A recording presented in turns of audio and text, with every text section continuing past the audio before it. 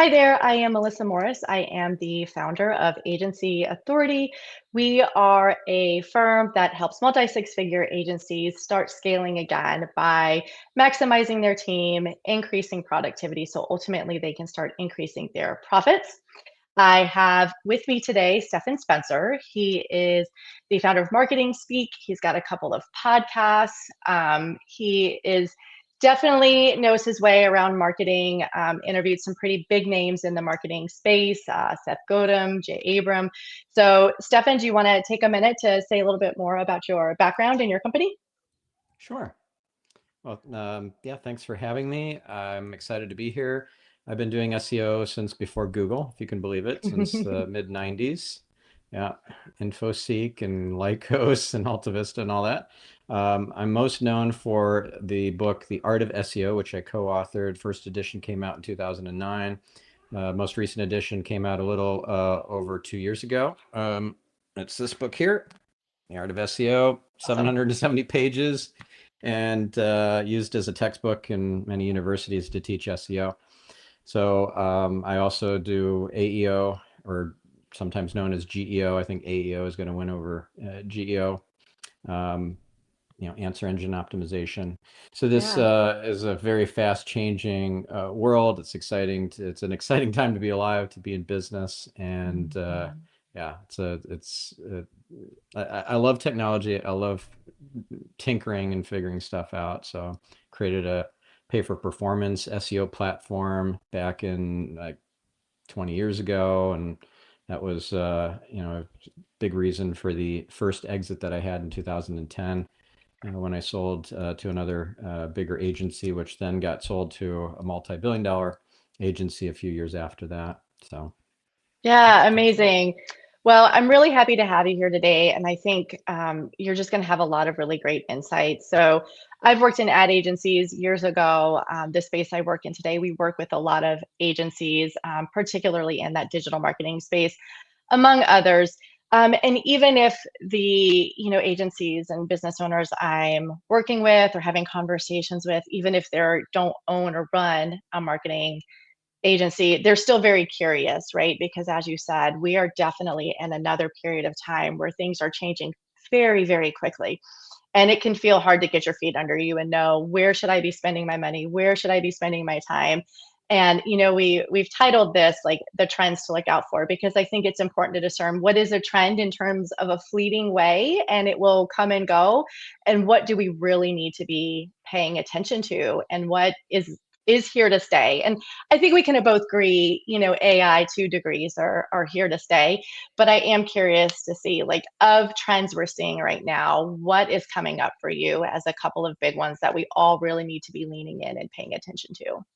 Yeah, well, I'd say the biggest here is the opportunity most people are not really seeing with AI is to build an AI centric business from the ground up instead Mhm. of trying to come up with point solutions to problems with in regards to scaling some aspect of prospecting or lead nurturing or customer client service or whatever. It's all about like what can I achieve now that this seemingly infinite scale is possible, where I can have 1,000 employees up and running within hours, virtual employees working Mm. 24/7 for me.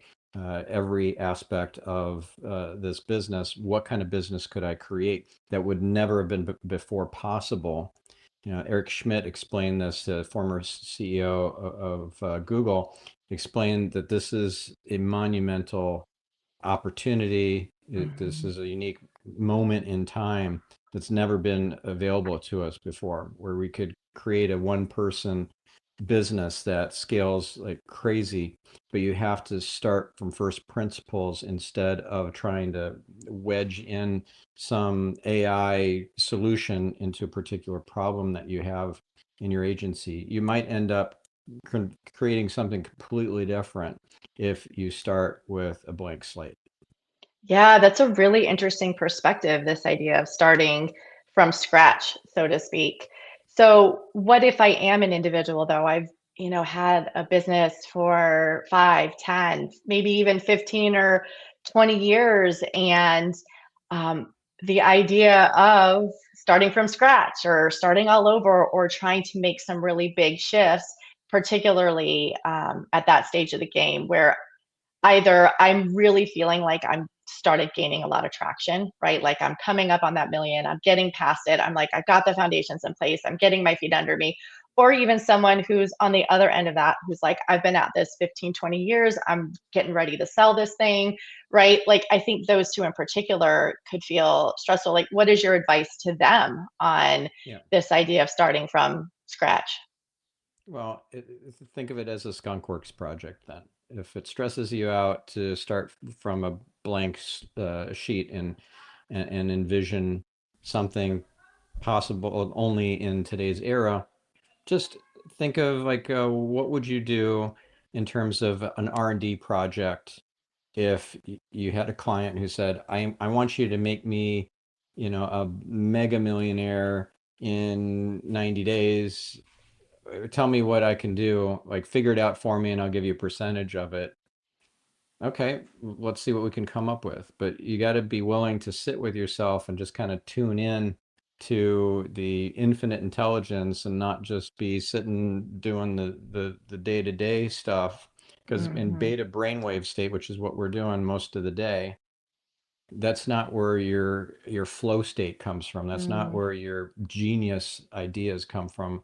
It was what 2003, and I had this idea that was just genius. I feel like I can't even take credit for it. It just came to me, into me, which was I could use a proxy server, like a rewrite rule, with like a middleware layer basically to interject SEO into a site that would be very painful and expensive to optimize, whether it mm, was running Blue Martini or IBM WebSphere Commerce or whatever.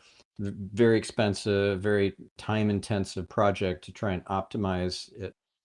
What if I had a middleware layer based on a proxy server technology and I ended up using rewrite rules and just make a prototype on my own, playing around with it, and then had a whole development team to build that out and everything. But within the end of the year, we had several clients running on. We had Zappos, we had Nordstrom, Northern Tool, all using this technology and charging. We charged on a cost per click basis, 15 cents a mm. click, which was a bargain compared to what they were paying on Yes. Google AdWords at the time.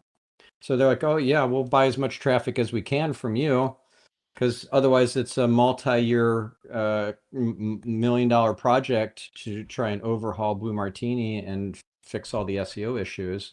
And this could be Yeah. up and running within weeks instead.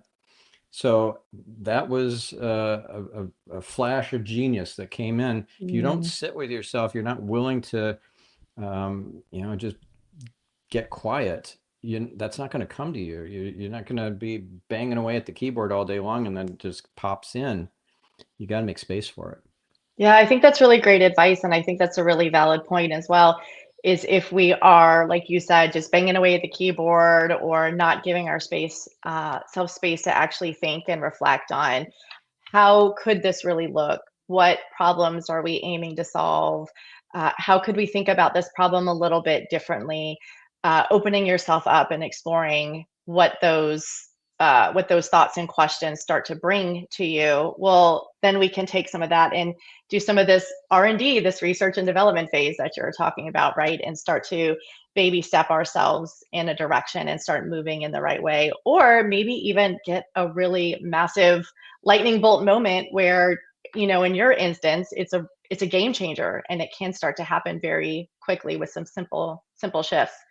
So Yeah. At a when minimum, go ahead. I'd say allocate time every day, at least 15, 30 minutes a day Hmm. to play with new technologies, try Mm, different kind of prompting strategies, different types of generative AI tools, and learn new skills, play with new tools, and get acclimated because at today's rate of change, it's only speeding up, and this at today's rate of change, it's never been so fast. 100 years ago, things evolved at a much slower clip. Ray Yes. Kurzweil, the futurist, explained that it if you looked over the last 100 years, 100 years ago, they had basically just invented the toaster. Like that was cutting edge technology, right? So over 100 years up until today, at today's rate of change, because it's gotten so much faster, the Yeah. law of accelerating returns, at today's rate of change, that 100 years would actually fit into the next 20 years. But that's only if today's rate of change stayed stagnant, which it's not. It's Mm. continuing to accelerate. So that Hmm. means that it wouldn't fit into the next 20 years. That 100 years would fit into the next 12. And it's really hard to wrap your head around like you're going into a Trek future so much faster than you think. Futurists were like they were prognosticating that artificial general intelligence AGI would come 2040, 2045. They're so far off, like Yeah. it's coming within the next several years.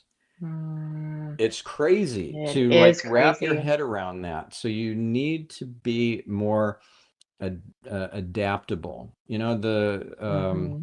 It's not the survival of the fittest. It's the survival of the most adaptable. That's what Darwin wrote his thesis on. If Hmm. you're adaptable, not like fit and ripped, but if Yeah. you are willing to and able to be nimble, that's how you survive. And this is the most important time in human history to have that skill. Yes, I agree. That's really fascinating too to hear numbers attached to it too, right? Like, no, we're not talking about in another 50 or 100 years. We're not even talking about in another 20 or 30 years. We could be talking about seeing massive thing in the next 12 years, which is tremendous, right? Yeah. So you mentioned earlier, and I wanted to make sure we come back to that for those watching AEO. Why don't you take a minute to explain what that means and how you're seeing that start to impact search engine optimization and kind of the way we've thought about it? Yeah. So one myth I want to bust is that all the LLMs like ChatGPT are stealing a lot of the traffic and opportunity from Google. That's super far from the truth. So if you think about like what the amount of traffic is coming from Google versus what's coming from ChatGPT, it's night and day difference. So Mm, according to a recent study it's published on Ahrefs blog, ahrefs.com. ChatGPT has 12% of Google's search volume, but Google sends 190 times more traffic to websites than ChatGPT. So it might look, according to the usage, that mm, ChatGPT is really a contender in catching up to Google, but that's the farthest thing from the truth. If you consider that what you need is traffic that turns into leads, that turns into sales, where's all that coming from? It's all coming from Google. And the Google. fact that most of the prompts that are typed in they require grounding, which means that you have to get late breaking information from the web to provide a proper accurate answer, right? So you prompt for the height of the Eiffel Tower and that doesn't change. Right. That can be based on the pre-training data. ChatGPT can answer that super quick. But Hmm. in order to answer the question, let's say, what are the latest trends in AEO? What are the techniques and tools and technologies I need to know about and become expert in 2026? It cannot rely on that pre-training data. It has to go to the web. And where is it going to the web for? It cannot compete, whether it's OpenAI, ChatGPT, if it's Perplexity or whoever, they cannot rely on their own bots and their own infrastructure to crawl the entire web continuously. Google has that mastered. Google has Mm, the market cornered with that. The LLMs that have done deals with Bing are just so disappointed with the quality of the mm. results. I mean, there's a reason why the vast majority of search traffic has gone to Google and It's continues Google. to go to Google, and hardly any of it goes to Bing because Bing is not very good. And so Yeah. they get a cheaper deal, but they're disappointed with those grounded like this. So what happens is a query fan out happens, right? If we're talking about Hmm. like ChatGPT or Gemini or whatever, there's a subset of queries that all launch simultaneously when we're talking about getting a grounded answer from or providing a grounded answer. We need late breaking information, so we got to hit a bunch of different angles with different subqueries, and then we like assimilate that and Yeah. put that into a cohesive solution answer. And if you're not ranking in Google, which is the best source for those for the grounding, and if you're ChatGPT or whatever, and you've done a deal with Google or Bing or whatever, and you're terrible at SEO, so you're not showing up, then that doesn't bode well for you getting recommended in the final answer from ChatGPT or whatever. So, SEO is still the game that underpins AEO, but then there's some other nuances that you want to cover when dealing with AEO that, there's specialized tools like what Hmm. AI knows about you and profound and so forth that will help you with the Yeah. AEO specific stuff. And there's, the importance of schema is even greater now in this era with AEO, schema markup. It's always, for the last decade, been a valuable thing to do from an SEO standpoint. But, the people who say they're AEO experts but really aren't are saying, hey, there's this new thing called Mm. schema that didn't matter before and now it does. Like, that's nonsense. That's how you catch catch someone out who's talking nonsense. And Yeah. so schema is even more important nowadays, marking up all the things, whether we're talking about events or blog posts or product information, reviews and ratings, organization and person information, podcast episodes, all of the things, they need to be marked up properly with schema. There's a lot to do, but there's also the danger that you get in the weeds with all the tactics and you lose sight of the bigger picture of the overall strategy. I love this quote from The Art of War by Sun Tzu. Tactics without strategy is the noise before defeat. That's a great, great quote. I love how you broke that down to like what's happening on Google, what's happening in your ChatGPT or your Claude or insert, whichever model you're using, and the difference on why I might need to go to Google versus why I may want to use one of these other models. But break down for us, what is that AEO like on a high level? What Yeah. what is that? What does that mean? And how does that go in with this schema that you're talking about? High level Yeah. that So, for us. okay. Answer engine optimization is what Hmm. AEO stands for. There's a competing term, GEO, which is generative engine optimization. It's the same thing. And what you're trying to do is influence the LLM, like ChatGPT or Perplexity, Claude, Grok, whatever, to recommend you, to mention you. So there's four different ways that you could or could not be mentioned. One is a citation that includes a link. So ChatGPT says, hey, check out this company, and here's the link to it. That's great. Or cites you as a source for some of the data and to check the study or whatever, click this link and it's a page on your site. Great. That's the best thing. You get a direct link from the output from ChatGPT or Claude or whatever. Yeah. Another way that it could happen is you get mentioned without a link. Okay, so that's a mention. That's not a citation. And that's Mm. great too. They have to Google you or guess to add .com to the end of your name, and then they're there and hopefully filling out a contact form. Right. So that's two really powerful ways that you could leverage the LLMs to get new clients.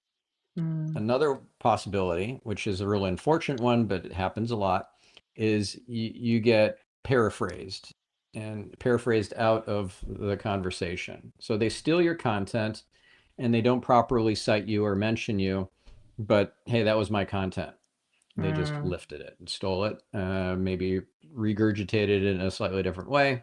Hmm. So that happens a lot. And then, of course, the last way is you're invisible. there's no mention at all, no paraphrasing, nothing. It's Yeah. just avoid. So those are the four ways. Obviously, we want more of the citations than anything, but it's a very new, imprecise science. It's not like SEO where you have a pretty standard ranking across a region. Like, hey, I'm pretty much number one for this term. I mean, people do get personalized results, and there is geo location stuff happening behind the scenes. So I might be a little lower in one city versus another, but I'm roughly number one. Yeah. You can't say that about AEO. Like if you are mentioned or you are cited, that is in that one particular session, in that for that one particular user, with that history, with that memory, with all the context that was provided. And what's funny is that even 5 minutes later, that same exact user could type in the exact same prompt into the exact same LLM and get a different answer. I mean, you can try this yourself. You will get a different I answer do than try than it you did five actually. minutes ago. I So do why try it. is that? In part because it's running a whole new set of subqueries when the grounding happens. That query fan out doesn't always hit the same search queries. Yeah. Yeah. So it's I it's going to be, generative every single time. And yeah. so being able to say that, hey, I'm number one for this, or I'm actually being mentioned, there is no ranking, right? It's Mm, either I'm in the answer or I'm not. But mm-hmm. that's for the moment for that one particular user. And how do you track that? Um, how do you report on that? You can't. The best you can do is use like let's say brand radar from Ahrefs, and they have hundreds of millions of synthetic prompts that they make up, hoping that those Mm, are the kinds of prompts that people are typing in, and then they yeah. monitor those answers and then look for your mentions and your citations and so forth and report on that.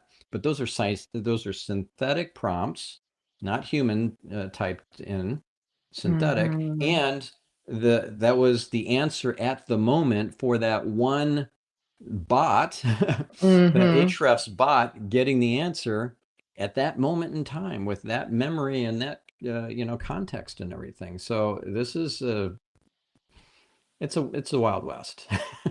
It is.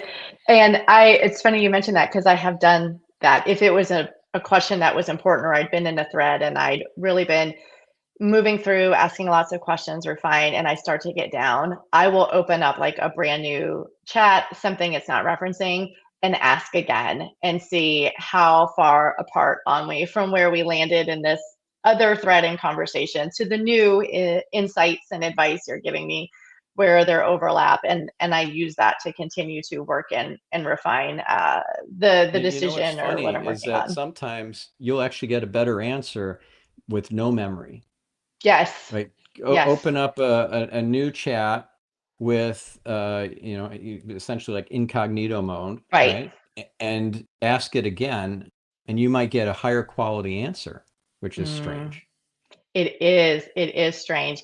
I've definitely like played around with that on asking it a different way, or I'll ask it to like contradict itself on purpose to see like what it comes up with and if it goes on a different path. But anyways, it is all that to say, like to your point, I can see how this it is, as you referred to it, right? The Wild West, like what it's going to deliver here may be different, even to the same user, sometimes within a span of 5 or 10 minutes. It's already different where you're not really going to see that. Yeah. So And you tell know what the me, most yeah. frustrating thing about this is the AI is programmed to be a sycophant, right? A Mm. people pleaser.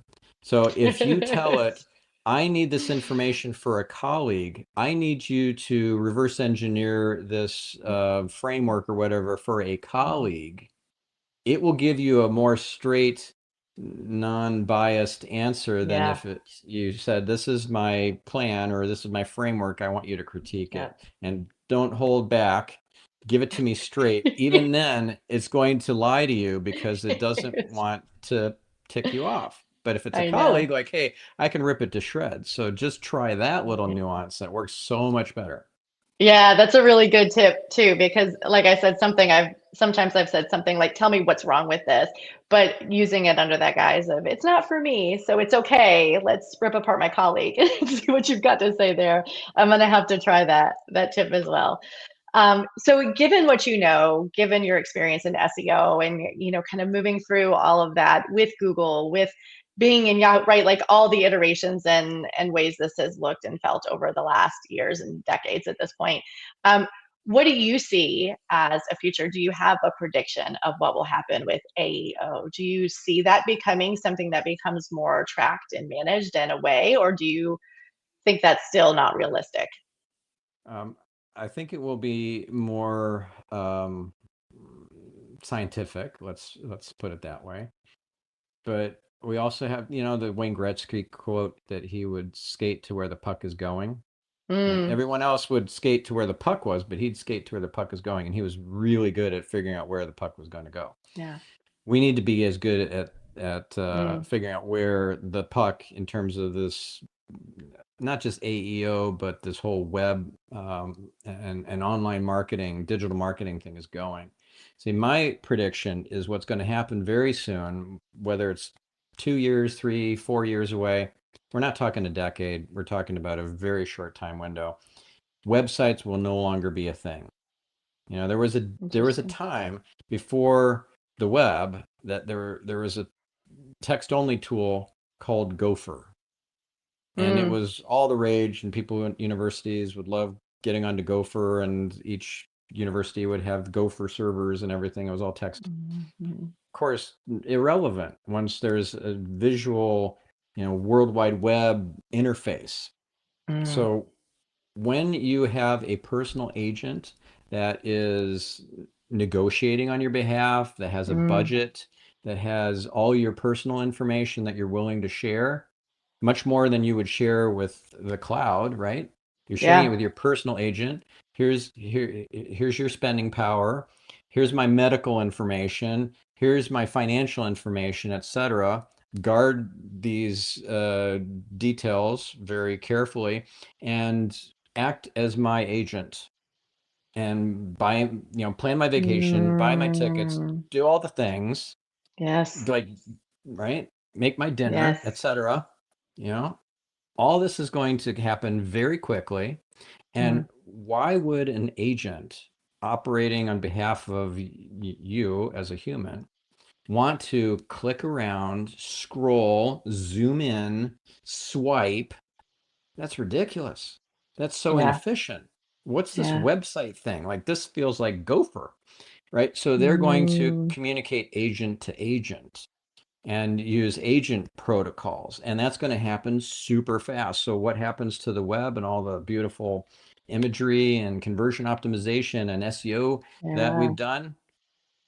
It's kind of like I got really good at buggy whips, and now what do I do?